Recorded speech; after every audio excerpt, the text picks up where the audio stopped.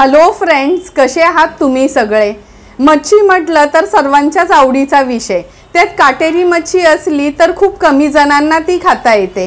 पण आज मी तुम्हाला काटेरी मच्छी असून पण कर्लीचं कालवण कसं करायचं ही रेसिपी दाखवणार आहे।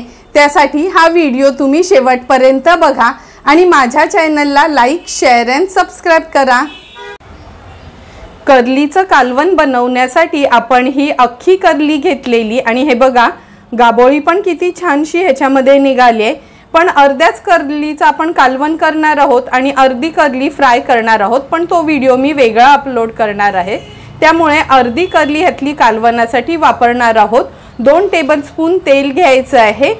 5 ते 6 मोठ्या लसणाच्या पाकळ्या अगदी बारीक चेचून घेतल्या। 2 हिरव्या मिरच्या देखील कापून घेतल्या आहेत। वाटणासाठी सुकं खोबरं खिसून भाजून घेतले। आल्याचा तुकडा, लसणाच्या पाकळ्या ह्याचं असं आपण वाटण तयार करणार आहोत। 1 चमचा हळद, 2 चमचे हा घरचा आगरी कोळी मसाला, चवीप्रमाणे मीठ, नंतर चिंच घेतले लिंबा एवढी ही पाण्यात भिजत ठेवले आणि गार्निशिंगसाठी कोथिंबीर वापरणार आहोत। आता हे वाटण आहे ना, पाणी न घालता मिक्सरला आपण हे वाटण वाटून घेऊया आणि यातली अर्धी कर्ली पण मी स्वच्छ धुवून घेते आणि मग कालवण बनवायला सुरुवात करणार आहोत। हे बघा अर्धी कर्ली आपण ही स्वच्छ धुवून घेतली आणि तुकड्या बघूनच तुम्हाला कळेल किती मोठी कर्ली होती ती।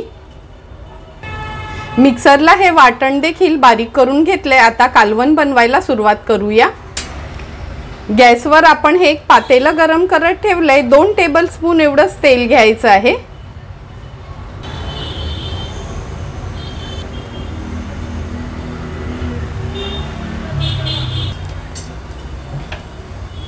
तेल पण छान गरम झालं। आता फोडणीला हा चेचलेला लसूण आणि हिरवी मिरची घालणार आहोत।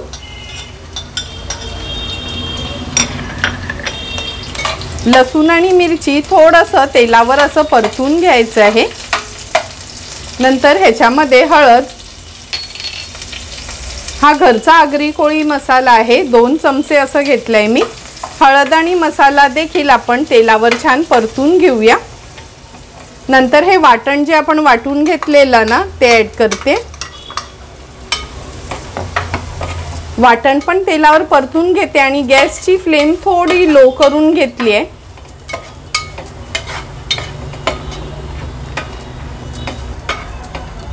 हे बघा वाटण पण आपण परतून घेतलंय। आता पाणी घालणार आहोत। 1.5 ग्लास एवढं मी पाणी घेतलं। व्यवस्थित मिक्स करून घेऊया आपण आणि हा चिंचेचा कोळ जो तयार करून घेतलाय तो ऍड करूया। आता ह्याच्यामध्ये चवीप्रमाणे मीठ घालते। थोडी उकळी आली का आपण मच्छी ह्याच्यात घालणार आहोत। हे बघा साराला पण छान उकळी आली आहे। आता एक एक करून तुकड्या सोडते मी ह्याच्यामध्ये। जास्त करून कालवणासाठी ना असा पोटाचाच भाग घ्यायचा, मग ती तुकडी खायला चांगली वाटते।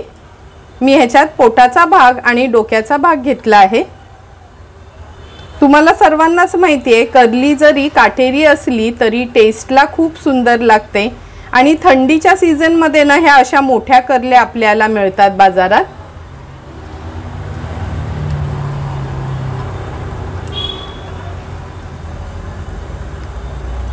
एक एक करून ह्या तुकड्या आपण ह्याच्यामध्ये सोडल्यात। आता थोडं पळीने ह्याला मी मिक्स करून घेते।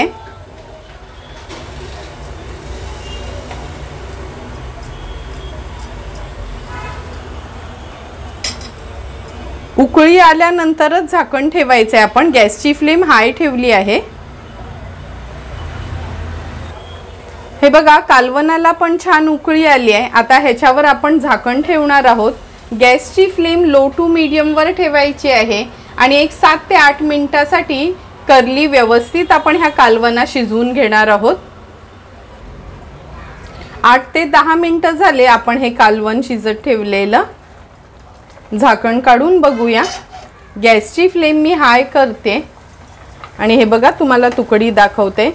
अगदी व्यवस्थित तुकडी आपली ही शिजली गेली आहे। आता थोडीशी कोथिंबीर ऍड करूया। एक छानशी उकळी काढून घेणार आहोत।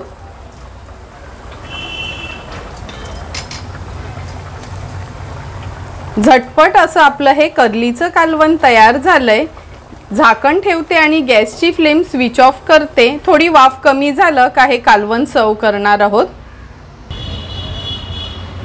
5 ते 6 मिनिटं झाली आहेत, झाकण काढून घेऊया आपण। हे बघा वाफ पण थोडी कमी झाली आहे। आता आपण हे कालवण सर्व करून घेणार आहोत। तुकडी बघूनच बघा कशी अगदी मोठी तुकडी आहे।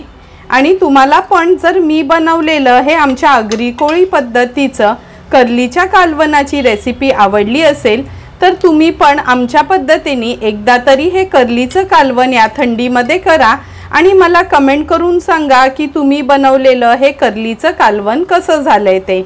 तुम्हाला जर मी बनवलेल्या ह्या कर्लीच्या कालवणाचा व्हिडिओ आवडला असेल तर नक्की माझ्या चॅनलला तुम्ही लाईक, शेअर अँड सबस्क्राईब करा। Thank you for watching my video.